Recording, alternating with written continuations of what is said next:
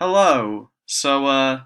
This is very impromptu, but I have this screen recording software thing that I had to get onto my computer for an assessment anyway, and I thought, hey, since I already have this, even if it's not, particularly great, why not show off what I've been working on recently in Minecraft, which I am very new to.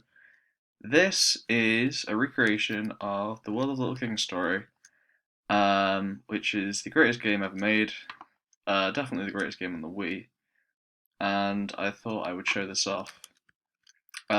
So, obviously, for everyone who's played the game, because it's just so immensely popular, we have the El Poco Castle and the Princess Manor, neither of which you can enter at the moment because the insides are way bigger than the outsides and etc. Standard stuff. If I can figure out how to use teleport blocks, then I'll create that. I'm trying to make it out of gold because it has a very golden look, and then it has kind of a bit of this bricky look to it, but I don't know how to put it, so I decided to make it these pillars. Um, this is a reference to some stained glass windows that's there, which because there's a church on the inside. If we go up the slide that's on the side, then we have the door to the bedroom and the balcony that overlooks Poker Castle, and you can go around the back and you get the little the walkway that goes around the outside walls. You probably get the picture. You can't actually jump off looking straight, but there you go. We just did.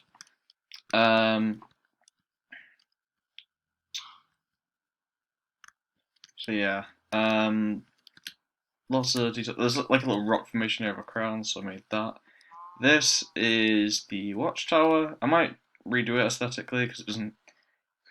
It's not quite the right colours, but hey, got the little bell that is actually up here in LKS. This is supposed to be the telescope, and that's to overlook everything. Way more draw distance than LKS, I can tell you that much. Oh, okay, ladder's still a bit fiddly.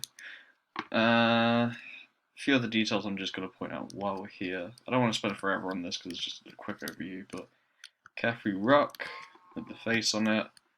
And I don't really want to put jump cannons everywhere, I don't think, because they ruin things a bit aesthetically. But we have this jump cannon, and we have the little tail, which I decided to like because it's a cannon and that's seemed fitting. And then, of course, we have the little hole in the wall that lets you walk on the outside. There's a chicken in the water. On the outside here. I only just modelled a lot of this outside bit.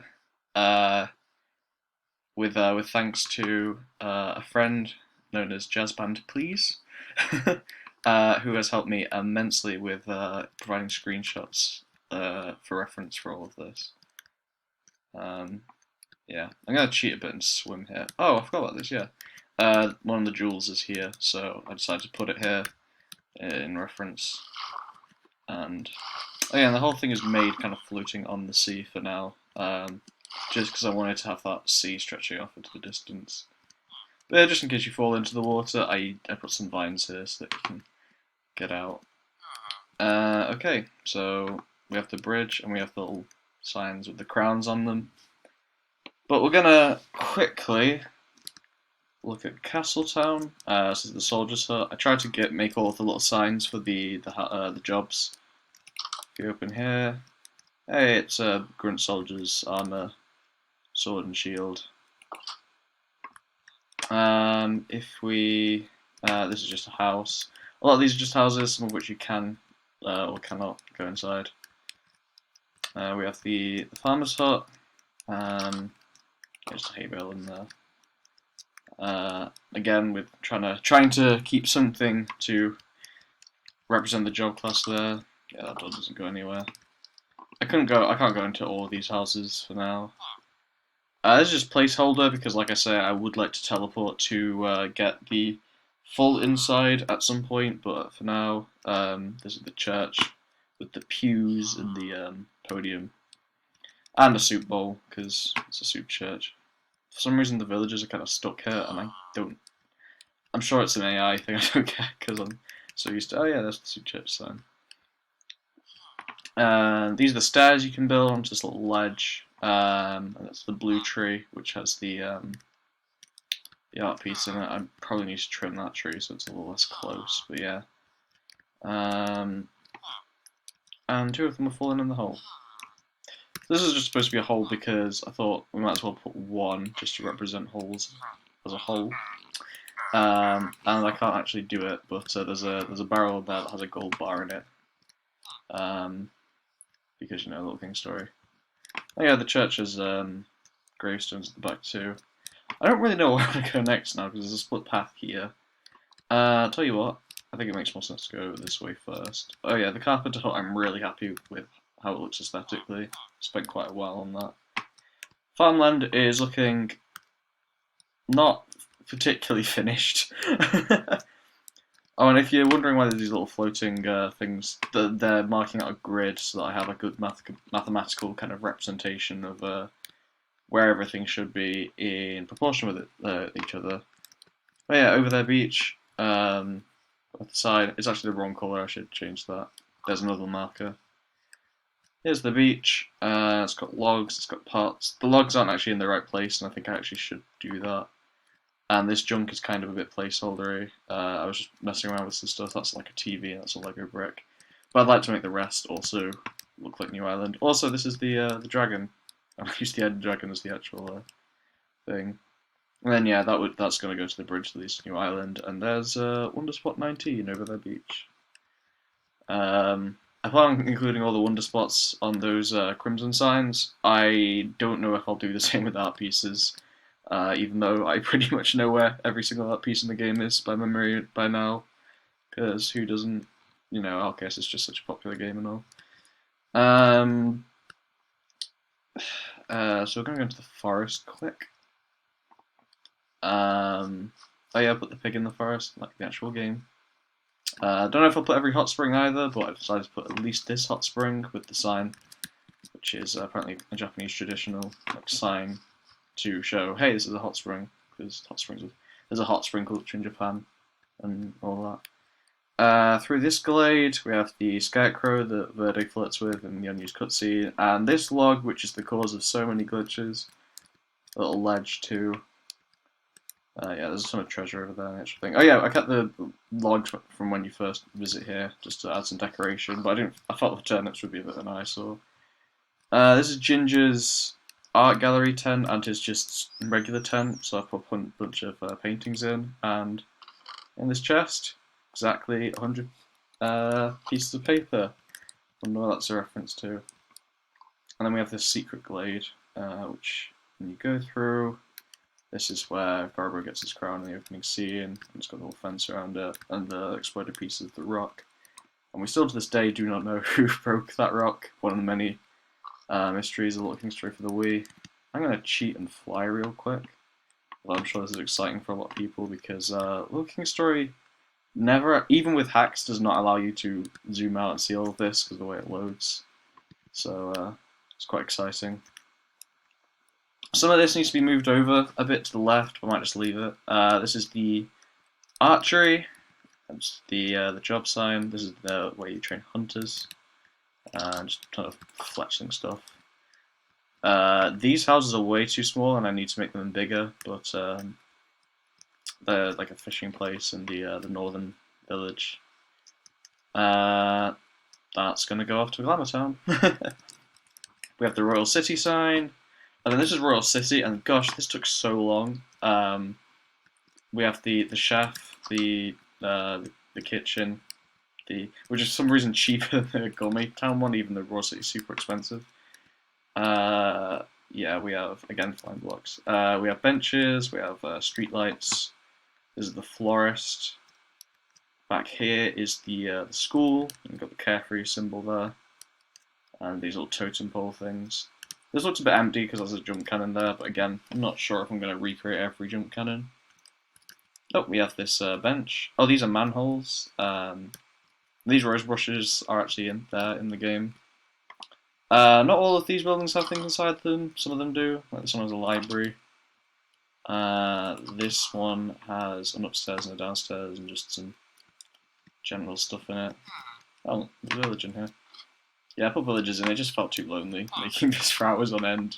And it's like, Alpoca's so much more populated than this. So yeah, the Royal Heights and all that. Magical Land, this took quite a while, but I'm just kind of other than the size, because I think it's a bit too long. It's just so hard to get right, even when I was calculating the maths with these waypoints. This is the men's and women's restrooms, little toilet cubicles, porta potties, and there's a art piece behind that, art piece number 69. The Let's Play panel. Oh, I missed out Liam's chalkboard. Even though Liam's chalkboard disappears partway through, I decided to include it because I thought it was pretty fun. There's the archway. That took a while to plan. I'm sure. Oh, I love how this looks. These are the 2D houses that you can't actually reach. And there they are. And this is when I started to decide how I wanted to approach certain things artistically, because I'd have to be doing them over and over. So these are the spiky gates that surround Alpoco to keep monsters out, and the guard towers and the little fences. And then the last thing I'm going to see today is like what I consider Little King Story's weirdest. Little King Story's weirdest area, which is near New Island, and again another Craftian dragon blocking it off. And this area, many people probably have beaten the game and never been to it as well. It's got a lot of windmills and this coastline. I spent ages making this, and then I zoomed out and realized that I'd made the coastline completely wrong and had to redo it. Yeah, we have the. This is just a really big area with just windmills that are also in the melon patch, and then some other stuff going on, like these teleporting TVs that don't really go anywhere. And yeah, this little bay.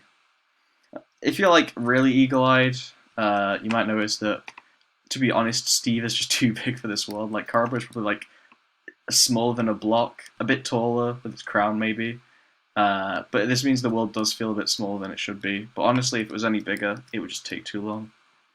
And here's the island at the end, which has the art piece on it. And over there you can see the beach from earlier, which you couldn't do in LKS because of loading distances. But yeah, now I don't think my computer's gonna particularly like me for this, but I'm gonna quickly increase the rendering distance by a little bit, just so I can get a quick zoom out and then end things off. So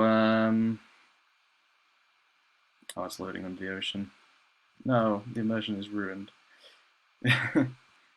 So we zoom out. This is what I've done so far. It's like the starting island, even though some parts of this you don't get visit until the very end of the game. This island, which most of the starting stuff is on, I decided would be a really good reference point for the rest of the game. The grid is actually based on like these little squares, as you can see. It is based on the size of the Carbo's Castle's island. So that was kind of my and each block is supposed to be about the size of the carpet outside the castle. And these are kind of the measurements I've used. I've made a grid so that I can grid out the entire game, and I can make sure everything lines up with each other. Because unlike other games, LKS is like its world is actually interconnected, and there's not very many loading zones. So you really need to make sure that like an area isn't a bit too big, otherwise it's all going to get messed up. But anyway, I don't know if this will work. I don't know if I can like do anything with this video, but I thought I'd give it a go, even if there's an annoying watermark in the bottom left, just to show off what I've done so far, because I am pretty happy with it. And yeah, I hope to have more updates on this in the future. I am really happy with this project so far. It has gone surprisingly well, considering I only started it properly about a month ago, and I've had a ton of exams and stuff, so I've not exactly been consistent with it. So yeah. Anyway, next is Farmland. I've built it out, and I'm just waiting on a proper opportunity to build it. Anyway, I will see you all at another point, and I hope this works out. Bye!